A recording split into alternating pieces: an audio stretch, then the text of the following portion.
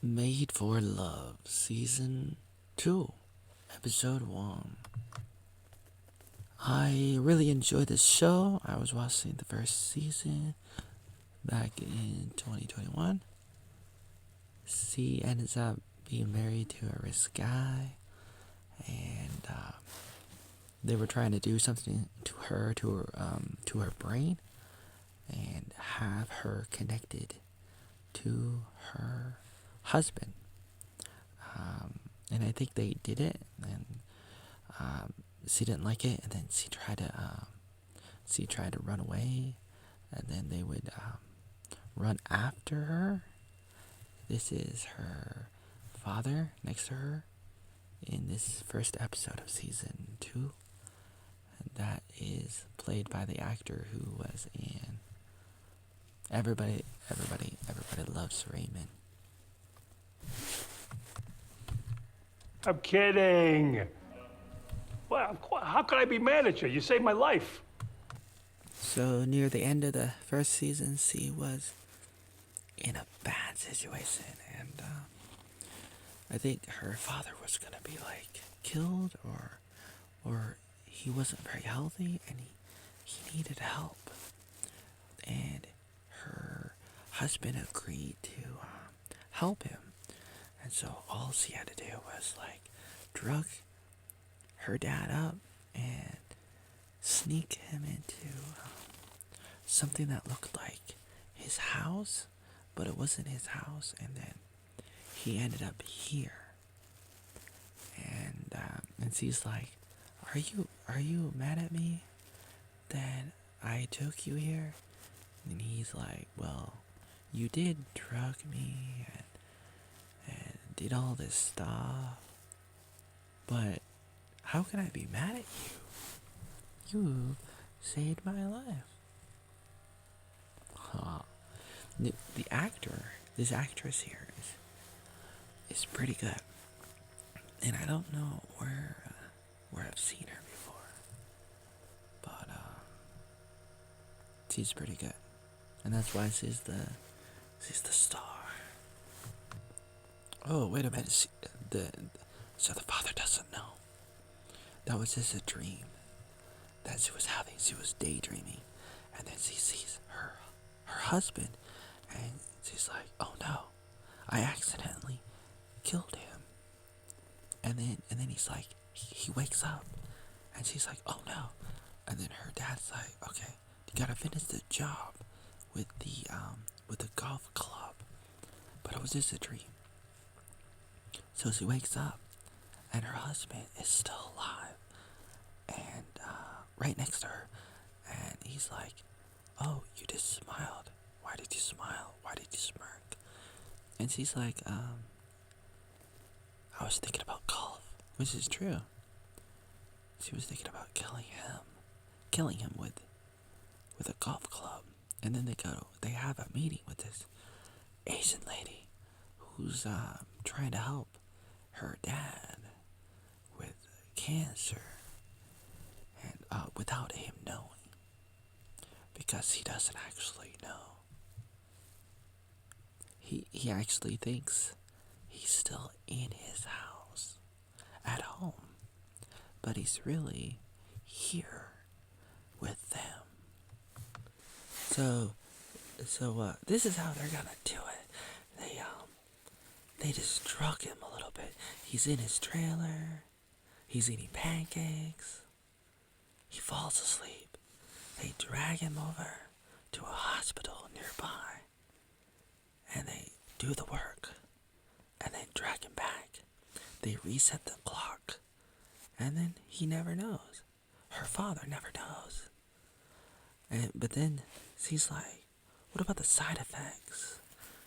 And he's like, "Oh, there are no side effects. I mean, maybe from the sedatives, maybe a little bit of drowsiness, but that's about it, because we're like decades ahead, because in America there's so much stuff that keeps people down, like the FDA and all these agencies, and we don't have to be restricted by the regulations, did you know cancer cells are immortal? And that is actually based on something that's true. Believe it or not, that's the crazy thing. It's kind of good if you could tap into it, but at the same time, it's very bad. You know, like zombies, it's like, that's what makes cancer so bad. It's like, you gotta cut it out, you gotta get rid of it. And the body has the ability to get rid of stuff. It has to grab it and get rid of it and flush it out. And there's stuff in the body, the immune system, that can go in there and eat up cells and throw it out. And even when you're breathing out, you're not just breathing out air, you're breathing out cellular junk, stuff out of the body. So every second it's like stuff's coming out from your cells, and it's going out of your mouth. Garbage from the cells, because your body's constantly recycling stuff all the time. Air in, air out, all kinds of stuff going out. And cancer is scary, but we can beat it. Meanwhile, the FBI or whoever, they're like talking about sending somebody undercover to go into the hub to get them, to get that billionaire and his little wife. And she was like, get the computer chip out of my brain. Get the Elon Musk Neuralink out of my brain. It's like Will Smith. Get that mother effing Neuralink out of my brain. Okay? Mr. Chris Rock, leave your mother's name out of my wife's name out of your mouth. Leave that thing out. Get it out of my brain. And the husband and the wife, they're like getting it out, and the computer stuff, the robotic arms go in and extract the computer chips out, and the doctor lady's like, all done. What do you think happens after we die? Wow. Guess dive right in, huh? Yeah, what happens when we die? Wow, let's dive right in. Dive right in. Maybe that's a good answer. After we die, we dive in to the next plane of existence, higher dimensions. As Alex Jones says to Joe Rogan, there's all these different dimensions. Higher dimensions, lower dimensions. Oh, the father noticed how fast the toilet flushes. So the daughter's like, oh, I must have fixed it. And he's like, oh, wow. It looks like he's sort of falling for it. The lie. Just the two of us. We can do it if we try. Just the two of us. Oh, excuse me. That's how the episode ends. With that song.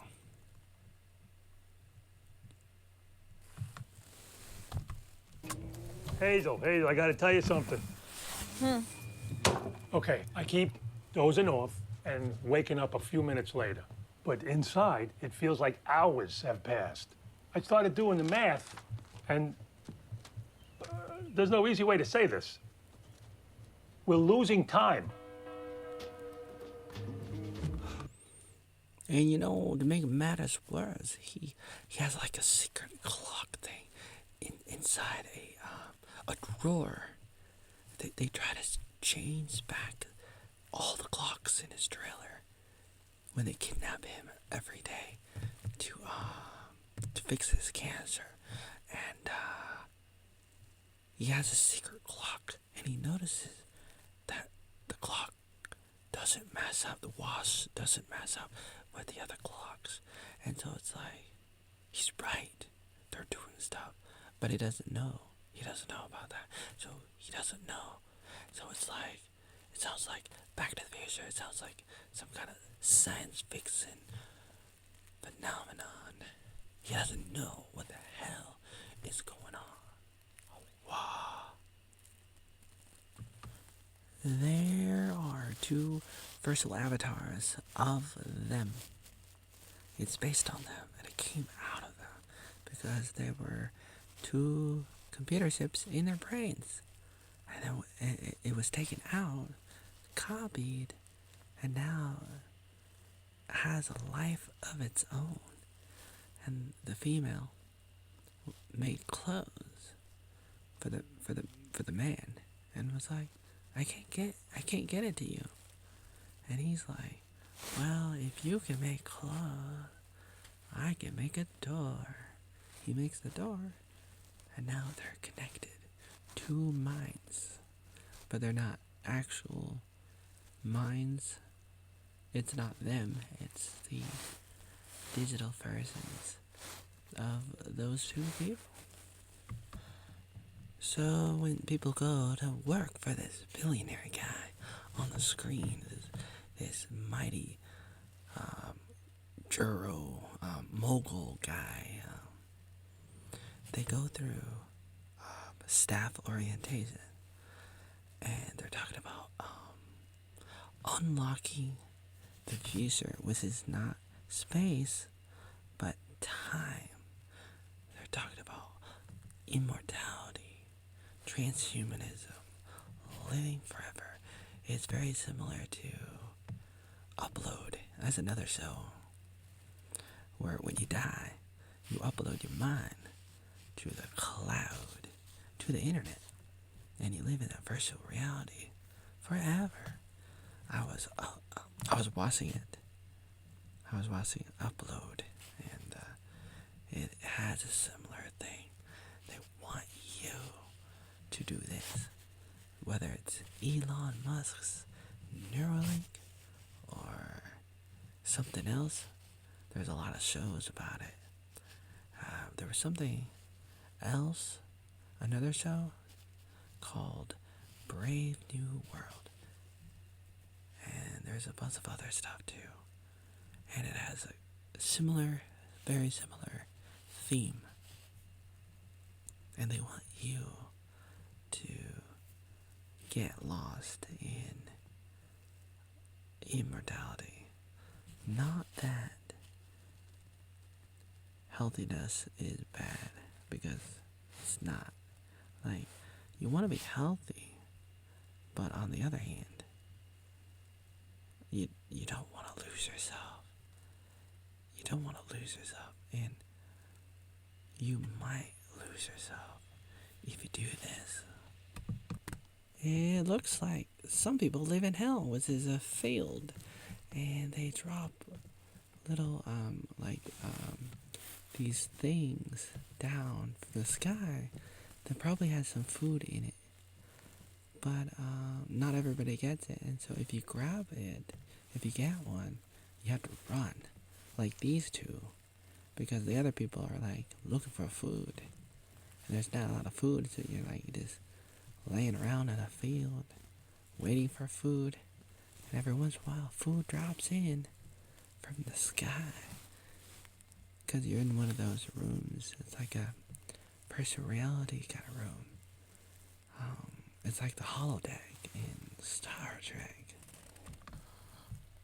Oh, I think the girl, the main star of the show, reminds me of the main star of another show that was all about a group of people who would play Warcraft or something like that. And it was like on YouTube or something. It was like very, very short episodes, like 10 minutes long. And what was the show called? It was back in 2010 or something. This actress might be the same one or very similar. So, she has a girlfriend, a best friend. She's there. She goes there to try to help the father think that he's not in the hub, that he's still really at home. So they go to the trailer and they're like, "Oh, I need to borrow a ladder." And he sees the finger in the freezer, but then later he grabs it and takes it. He notices that it's gone. He's feeling like, "Oh no, I'm losing it." And then she goes back with her friend, the other girl, and they go, and then they're at her house, and they jump in the pool, or she actually pulls her into the pool, and then the guy is trying to have a picnic with his wife, and then it ends up being the three of them, and then she runs off to talk to the spy guy. There's a spy guy from the FBI who's looking for missing people. So she goes and talks to him in the secret place that her husband gave her. And he was about to go in there, but then he decided not to. Meanwhile, the other girl, she is there by herself, and one of the staff guys finds out that there's some of the medicine in her bag that was the other girl's father's. So he grabs it and then tries to take it back and tries to sneak it to the trailer to put it in there, and then he runs off and leaves. The space door thing opens, very similar to the Holodeck on Star Trek Next Generation, and the father is hiding somewhere in the trailer, and he looks and he sees it, so it's like he knows. And that's how the second episode ends, like that. So there's still a bit of mystery going on in the show. The wife doesn't want to stay. She wants a divorce. She doesn't want the computer stuff inside her brain. They took it out, or she thinks they took it out, and maybe they did. And she's trying to help her father, and her husband wants her to love him, but that's probably not gonna work. And he's working on immortality, and the father is suspicious, and the girlfriend is there because they're paying her $100,000, and she's happy about that.